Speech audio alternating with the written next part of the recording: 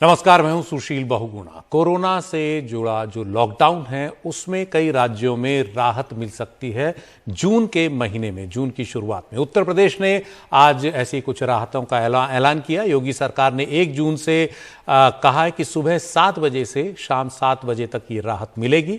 हफ्ते में 5 दिन बाजार खुलेंगे, दफ्तर भी खुलेंगे। 50% कर्मचारियों के साथ सरकारी दफ्तर काम करेंगे। शनिवार रविवार को पहले की तरह ही साप्ताहिक बंदी यानी ये कर्फ्यू रहेगा। कंटेनमेंट जोन्स में बाजार नहीं खुलेंगे। स्कूल, कॉलेज, शिक्षण संस्थान बंद रहेंगे और ऑनलाइन कक्षाएं होंगी जहां जरूरत है। हमारे सहयोगी कमाल खान हमारे साथ हैं। कमाल, लेकिन उन जिलों को अभी राहत नहीं मिलेगी इस आदेश के मुताबिक जहां 600 केस हैं, तो दिल्ली के आसपास के तमाम जिलों को तो फिलहाल राहत मिलती नहीं दिख रही। हाँ बिल्कुल, देखिए 75 जिले हैं जिनमें से 55 जिलों को राहत मिलेगी, 20 जिलों को नहीं मिलेगी। जो 20 बड़े जिले हैं जिनमें मेरठ है, लखनऊ है, गाजियाबाद है, नोएडा, बरेली, मुजफ्फरनगर, वाराणसी, ये सब तमाम, बागपत है, मुरादाबाद, बड़े बड़े जिले हैं तमाम, जिनमें 600 से ज्यादा केस, एक्टिव केस हैं। मिसाल के लिए अभी लखनऊ में ही 2400 के आसपास एक्टिव केस हैं। तो जब ये एक्टिव केस घट करके 600 से नीचे पहुंच जाएंगे, जिन जिलों में भी एक्टिव केसेस 600 से नीचे पहुंचते रहेंगे, वे जिले इस कैटेगरी में आ जाएंगे और इस छूट का लाभ पा सकेंगे। और जो जिले खुलेंगे सिर्फ उनमें ही दफ्तर 50% अटेंडेंस के साथ खुलने की इजाजत है, बाकी जिलों में नहीं खुल सकेंगे। तो इस आदेश में क्या ये भी स्पष्ट है कि जो लोग निजी कंपनियों में नौकरी करते हैं, औद्योगिक इलाकों में नौकरी करते हैं, वो अब जा सकते हैं अपने काम पर? नहीं, उद्योग धंधे खुलेंगे। जो कारखाने चल रहे हैं पहले से, इंडस्ट्रियल एक्टिविटीज जो हैं वो वैसे जनरली शहर के बाहर ही हैं। तो जो इंडस्ट्रियल एक्टिविटीज हैं, औद्योगिक गतिविधियां, वो चलती रहेंगी सभी जगह, अगर वो कंटेनमेंट जोन में नहीं है। लेकिन जो निजी और निजी और सरकारी दफ्तर हैं, वो सिर्फ उन जिलों में खुलेंगे जहां पे कर्फ्यू में छूट दी गई है। ये जो 20 जिले जहां 600 से ज्यादा केस हैं, यहाँ पे ना तो निजी दफ्तर खुल सकते हैं, ना ही सरकारी दफ्तर खुल सकते हैं। निजी और सरकारी दफ्तरों को 50% हाजिरी के साथ उन जिलों में खुलने की इजाजत दी गई है जहां 7 से 7 बाजार खुलने की छूट हासिल हुई है पहली तारीख से।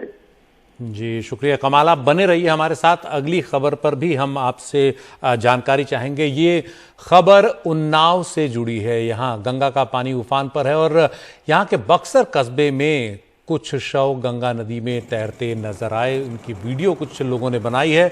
उन्नाव के डीएम रविंद्र कुमार का कहना है कि ये शव कहीं से भी बहकर गंगा में आ सकते हैं और उन्होंने गंगा किनारे पड़ने वाले 4 इलाकों के एसडीएम से जांच कर इसकी रिपोर्ट मांगी है।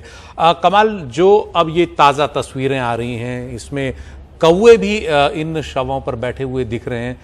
इसका क्या मामला है? ये कहाँ से शव आ सकते हैं उन्नाव में, जैसे डीएम कह रहे हैं, या फिर अब भी लोग इस तरह से शवों को बहा रहे हैं? देखिए, 2 चीजें हो सकती हैं। अब दरिया में तो अपस्ट्रीम से कुछ भी बह के आ सकता है, क्योंकि उन्नाव में जो गंगा का पानी है वो 44 सेंटीमीटर बढ़ गया है और बहाव तेज हुआ है उसमें। अपस्ट्रीम से पानी तेजी से आना शुरू हुआ है।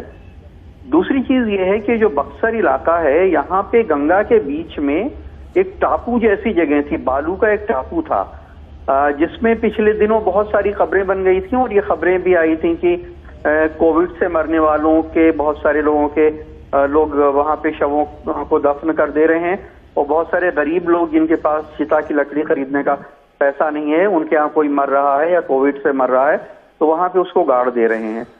गंगा में पानी बढ़ जाने से क्या है कि वो टापू जो है वो पूरा डूब गया है। हालांकि ये कहते हैं कि प्रशासन ने पिछले दिनों वहां कुछ शवों को ज्यादा गहरा गड्ढा खोद करके अंदर दफन करवा दिया था कि वो बहने ना पाए। लेकिन शायद पहले भी वहां बहुत सारे गाड़े गए होंगे, शायद सबको दफन नहीं किया जा सका होगा, क्योंकि वहां गंगा किनारे रहने वाले जो लोग हैं, कुछ कह रहे हैं 100 बॉडी बह गई होगी, वो कह रहे हैं एक साथ 5-5, 7-7 ऐसे लगातार बहती हुई नजर आ रही हैं कल से। और कुछ ये कह रहे हैं कि वो उसी में से जो टापू डूब गया है, जिनमें लोगों ने दफना दिए थे शव, उसके डूब वो उफना के ऊपर आ रहे हैं। पानी से जब बालू मुलायम हो रहा है तो उसके अंदर गड्ढे में जो गड़े हुए शव थे वो बाहर निकल के तैर रहे हैं। अब वहां एक इलाके के एसडीएम से वहां के लोकल पत्रकार ने एक पूछा, अभी हम उनकी बाइट सुन रहे थे कि वो कह रहे थे कि मैं पुलिस के साथ मैंने दौरा किया, एक भी शव तैरता हुआ नहीं मिला। तो जो स्टिंगर पूछ रहे थे उन्होंने कहा कि मैं तो अभी गंगा किनारे से आ रहा हूँ, मैंने वीडियो बनाई है, शूट किया, मुझे तो शव बहता हुआ दिख रहा था और मैं शूट करके भी लाया हूँ। तो उसका जवाब उन्होंने कोई नहीं दिया, क्योंकि अब ये साबित नहीं किया। या तो शव एक जगह अगर कहीं जमा किए गए हो तो बता सकते हैं कितने शव बहे, कितने देर में कितने शव वहां से निकले। अब क्योंकि गंगा की धार तेज है और शव बहते जा रहे हैं, तो प्रशासन कह रहा है वो पता नहीं कहां से बह के आ रहे हैं और हमारे सामने नहीं बहे, और लोग जो वीडियो बना रहे हैं वो गांव वाले बता रहे हैं कि हाँ तमाम शव बहते जा रहे हैं। जी, शुक्रिया कमाल इस मामले में जानकारी देने के लिए। तो जब एसडीएम अपनी जांच रिपोर्ट सौंपेंगे उसके बाद ही पता लग पाएगा कि उन्नाव में गंगा नदी में ये शव आ कहां से रहे हैं।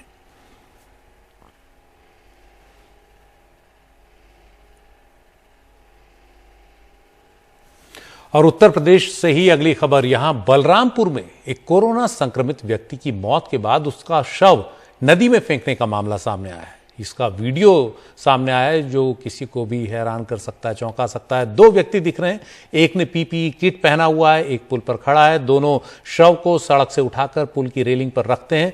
इस वीडियो को वहां से गुजर रहे एक कार सवार ने रिकॉर्ड कर लिया। इलाके के सीएमओ का कहना है कि इस संक्रमित व्यक्ति के शव को परिजनों को सौंप दिया गया था, परिजनों ने ही इस शव को नदी में फेंका है। पुलिस ने इस मामले में परिजनों के खिलाफ केस दर्ज कर 2 लोगों को गिरफ्तार किया है, उन्हें स्थानीय कोर्ट में पेश किया गया है। शव को नदी में फेंकने का जो वीडियो वायरल हुआ है उस संदर्भ में जांच करने पर यह बात प्रकाश में आई है कि यह प्रेमनाथ मिश्रा जी शोहरतगढ़ सिद्धार्थ नगर के रहने वाले थे। दिनांक 25 मई को इनको भर्ती किया गया, दिनांक 28 मई को इनकी मृत्यु हो गई। प्रथम दृष्टया यह बात प्रकाश में आ रही है कि इनके परिजनों द्वारा शव को नदी में गिरा दिया गया है। इस संदर्भ में अभियोग पंजीकृत करा दिया गया है, शेष कार्रवाई की जा रही है। और जो एडिशनल एसपी हैं अरविंद मिश्रा, वो क्या कह रहे हैं ये सुनते हैं। इस संदर्भ में कोविड नियमों एवं प्रोटोकॉल के उल्लंघन की बात प्रकाश में आने पर सीएमओ बलरामपुर के कार्यालय द्वारा कोतवाली देहात बलरामपुर में सुसंगत धाराओं में अभियोग पंजीकृत कराया गया है, जिसमें 2 अभियुक्तों की गिरफ्तारी की जा चुकी है और इन्हें माननीय न्यायालय रवाना किया गया है। शेष विवेचनात्मक कार्रवाई प्रचलित है। मौके पर पूर्णतः शांति व्यवस्था कायम है। और अब खबर बिहार के पूर्णिया से। यहाँ के अमौर ब्लॉक में एक कोरोना संक्रमित मरीज की मृत्यु के बाद उसके शव को जेसीबी पर उठाकर ले जाया गया और जलाने की जगह दफना दिया गया। अंतिम संस्कार दफना के हुआ, जबकि जलाकर होना चाहिए था। पंचू यादव नाम के व्यक्ति हैं। 29 मई को इलाज के दौरान इनकी मौत हुई और उसके बाद परिजन शव लेने नहीं आए। अस्पताल प्रबंधन ने शव को एक जेसीबी पर रखा, 2 किलोमीटर दूर ले जाकर दफना दिया। और मामले ने जब तूल पकड़ा तो पूर्णिया के सिविल सर्जन ने अमौर ब्लॉक के चिकित्सा पदाधिकारी को पत्र लिखकर इस पर जवाब मांगा।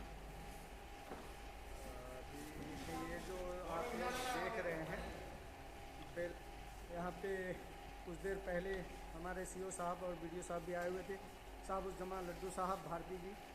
ये इसका खबर दिल्ली से। दिल्ली में 20 अप्रैल से जारी लॉकडाउन को 1 हफ्ते और बढ़ा दिया गया है। अब दिल्ली में 7 जून की सुबह 5 बजे तक लॉकडाउन रहेगा, लेकिन दिल्ली सरकार ने निर्माण क्षेत्र और कारखानों में काम करने वाले मजदूरों के लिए लॉकडाउन में ढील दी है। इसके तहत औद्योगिक इलाकों में एक चारदीवारी के भीतर मैन्युफैक्चरिंग और प्रोडक्शन यूनिट चलाने की इजाजत होगी।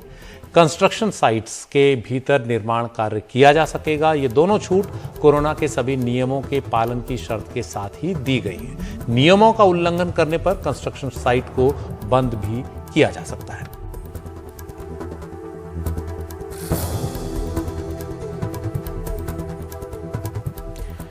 उधर हरियाणा में भी 7 जून तक लॉकडाउन बढ़ा दिया गया है। अब सुबह 9 बजे से दोपहर 3 बजे तक दुकानें खुलेंगी। थोड़ी ये राहत मिली है। ऑड इवन का नियम लागू होगा। कॉलेज स्कूल 15 जून तक बंद रहेंगे। रात 10 से सुबह 5 बजे तक नाइट कर्फ्यू जारी रहेगा। हमारे सहयोगी सोनाक्षी चक्रवर्ती दे रही हैं ज्यादा जानकारी। हरियाणा में कोरोना वायरस महामारी को रोकने के लिए, उस इन्फेक्शन को रोकने के लिए आज चीफ मिनिस्टर ने एक प्रेस कॉन्फ्रेंस में ये कहा है कि जो लॉकडाउन ऑलरेडी चल रहा है उसको जून 7 जून तक एक्सटेंड करवा दिया है, बढ़ाया गया है। जैसे कि आप देख रहे हैं गुड़गांव में एक ऐसे मार्केट में हम देख रहे हैं कि इतने दिनों से ऑड इवन फार्मूला बेसिस पे शॉप्स खुले रहते थे, तो लेफ्ट साइड के सारे शॉप्स जो है ट्यूसडे, थर्सडे और सैटरडे को ऑपरेट हुआ करते थे।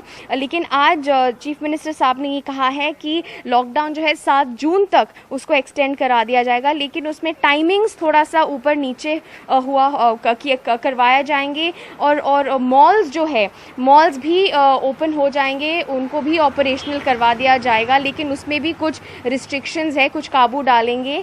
जानने की कोशिश करते हैं लोगों से जो मार्केट में कई सालों से काम करते आ रहे हैं। सर, आप अपना नाम बताइए और आपकी राय क्या है जो ये लॉकडाउन एक्सटेंड करवा दिया है 7 जून तक। आप बिजनेस चलाते हैं इतने सालों से, आपकी क्या राय है इसके बारे में? हरियाणा गवर्नमेंट ने 1 तारीख से 7 तारीख तक जो लॉकडाउन बढ़ाया है, पहले सुबह 7 बजे से 12 बजे तक था, तो 1 तारीख से इसकी टाइमिंग बढ़ा दी है 9 बजे से 3 बजे तक। तो ठीक है, जो गवर्नमेंट कर रही है वो ठीक है, जनता के हित में भी है। उसको देखते हुए भी थोड़ा बहुत जो जिसको सामान लेना है थोड़ा एक करके अपना सोशल डिस्टेंसिंग के हिसाब से अपना सामान खरीद ले। बाकी ठीक है, जो गवर्नमेंट निर्णय ले रही है ठीक है। वो दिल्ली में कई हफ्तों से 5-6 हफ्ते हो गए हैं लॉकडाउन अभी जारी है। आपकी क्या राय है, लॉकडाउन खुलना चाहिए, नहीं खुलना चाहिए? लॉकडाउन तो जब बढ़ गया है तो गवर्नमेंट जो कर रही है वो तो सही कर रही है, और कोरोना इससे नहीं फैलेगा। अगर सब खुल जाएगा तो ज़्यादा भीड़ भाड़ में फिर कोरोना फैलेगा। जो हो रहा है वो सही हो रहा है, वैसे उचित। तो जैसे कि आपने सुना कि बहुत सारे ऐसे शॉपकीपर, शॉप ओनर्स और बिज़नेस ओनर्स हैं गुड़गांव के सदर बाज़ार में, एक जो बहुत बड़ा मार्केट है गुड़गांव में, वो कह रहे हैं कि ये जो डिसीजन लिया गया है लॉकडाउन को एक्सटेंड करने के लिए, ये अच्छा डिसीजन लिया गया है, लोगों के हित में है, लोगों की सेफ्टी के लिए लिया गया है। और ये इस चीज़ को मानते हैं कि गवर्नमेंट और अथॉरिटीज़ जो है वो सही कर रहे हैं। लॉकडाउन या कर्ब्स, काबू रखते हुए सारे दुकानों पे या उनके शहरों में। कैमरा पर्सन अशोक माले के साथ गुड़गांव में सोनाक्षी चक्रवर्ती, एनडीटीवी के लिए।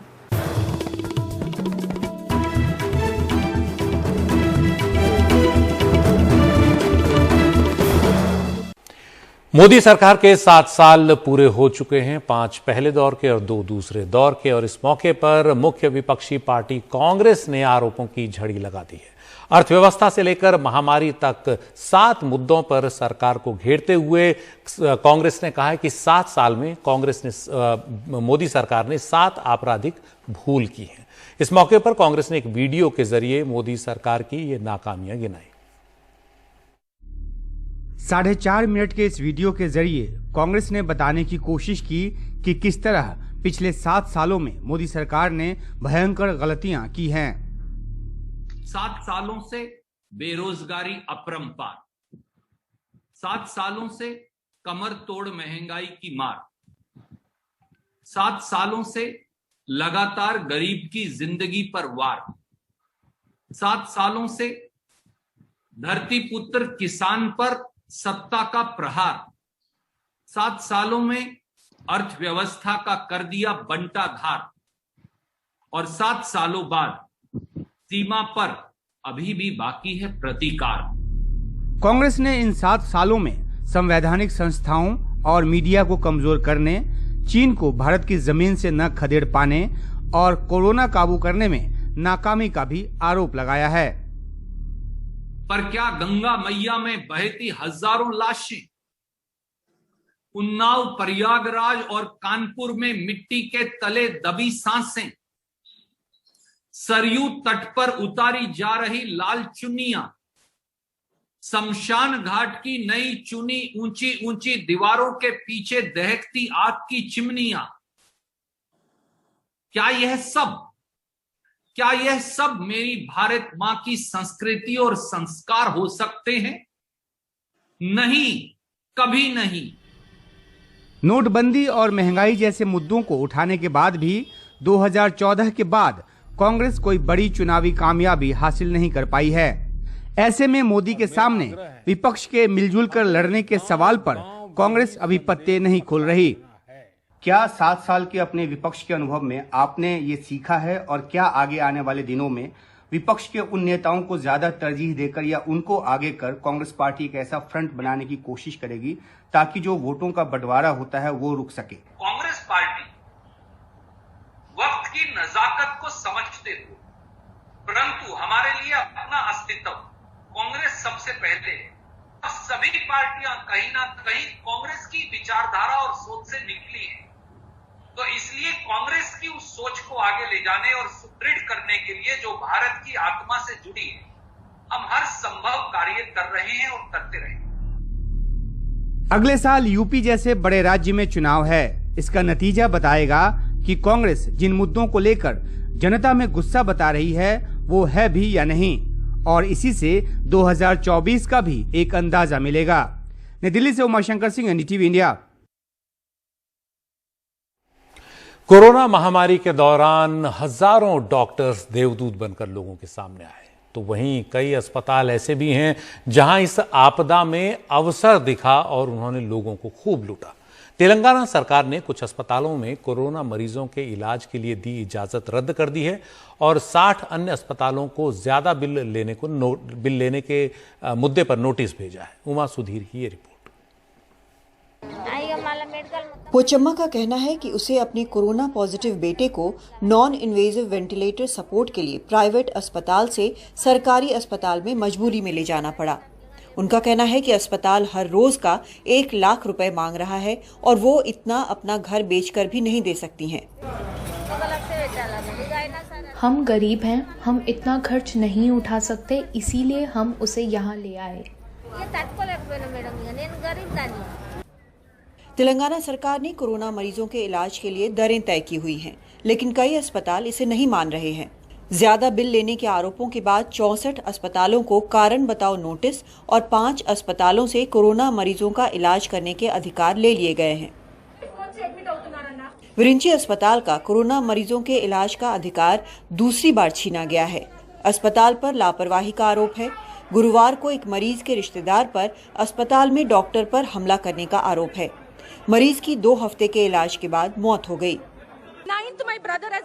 मेरे भाई की मौत रात को 9 बजे हुई और सुबह 3 बजे हमें बोलते हैं कि हम आपके पैसे रिफंड कर देंगे। क्यों? हमें पैसे नहीं चाहिए। उन्होंने मेरे भाई का गलत ट्रीटमेंट क्यों किया? 16 लोगों पर पुलिस केस दर्ज किया गया है जिन्होंने डॉक्टर पर हमला किया है। पिछले साल मार्च से डॉक्टर, नर्स, मरीज और उनके परिवार बहुत मुश्किल दौर से गुजर रहे हैं। सरकार पर अब ये जिम्मेदारी है कि वो स्वास्थ्य सेवकों का पूरा समर्थन करते हुए मरीज और उनके परिवार के सामने आए चुनौतियों का समाधान करें। हैदराबाद से उमा सुधीर, एनडीटीवी इंडिया के लिए। और अब खबर असम से, जहां चुनाव खत्म होने के बाद से कोरोना के मामले लगातार बढ़े हैं। पहली लहर में चाय बागानों में ज्यादा मरीज नहीं मिले, लेकिन दूसरी लहर में चाय बागानों में काफी मरीज मिल रहे हैं। पॉजिटिव मरीजों और मौतों की तादाद 3 गुना तक यहां बढ़ गई है और जो आबादी है असम में चाय बागान में काम करने वाली वो करीब 70 लाख है। और अगर इस तरह से यहां केस बढ़ते रहे तो ये काफी खतरनाक साबित हो सकता है। सरकार अब जाकर टेस्ट करवा रही है। उधर गुवाहाटी हाईकोर्ट भी नजर बनाए हुए है।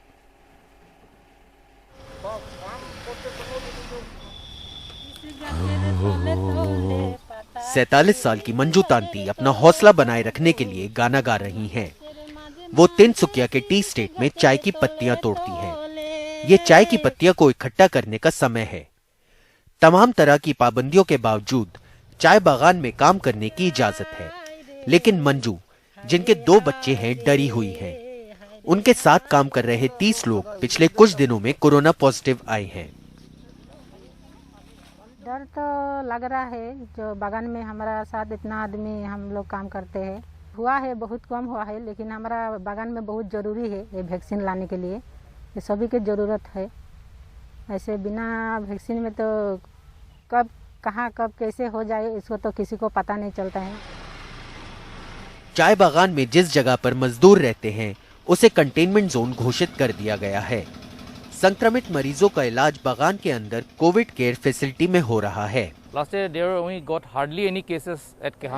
पहली लहर में शायद ही कोई केस सामने आया, लेकिन इस बार 30 संक्रमित हैं। टीकाकरण हो रहा है, लेकिन उसे तेज करना होगा।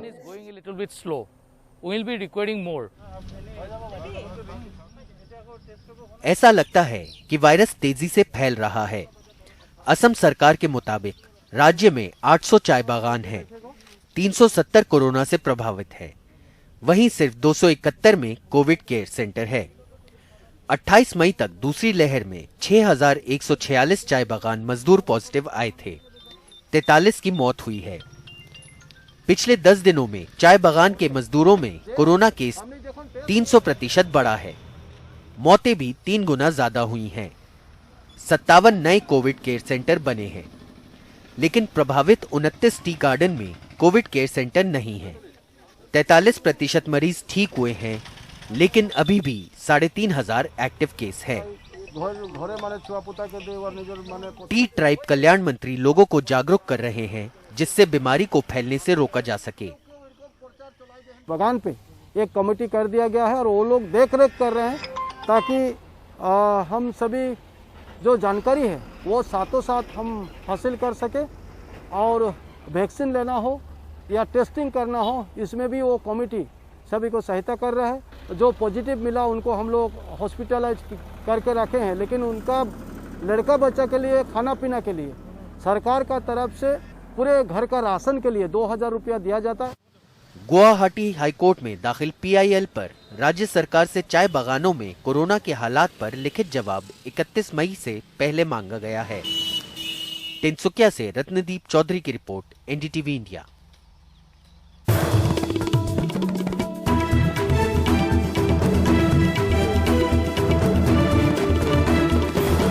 छत्तीसगढ़ के सूरजपुर जिले के धरसेड़ा गांव में एक कुएं में काम करने के दौरान 3 मजदूरों की मिट्टी में दबने से मौत हो गई है। एक मजदूर का शव मिल चुका है, 2 मजदूरों का अब भी पता नहीं चल सका है। 6 मजदूरों की जान बच गई है। जिला प्रशासन का कहना है कि वो राहत और बचाव का काम लगातार जारी रखे हुए।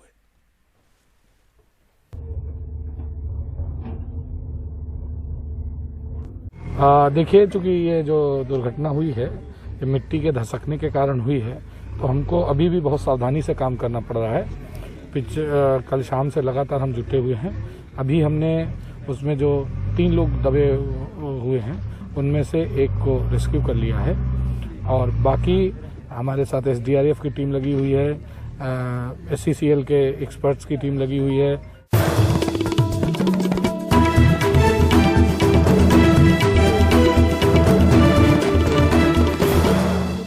कल से मुंबई में मेट्रो रेड लाइन जो 20 किलोमीटर लंबी है उसका ट्रायल रन शुरू होने जा रहा है, और इस बारे में Mumbai metropolitan regional development authority के कमिश्नर RA राजीव से बात की हमारे सहयोगी अभिषेक शर्मा ने। तो मुंबई को एक नई सौगात मिलने वाली है। ये कई मायनों में इस शहर को बदल देगी।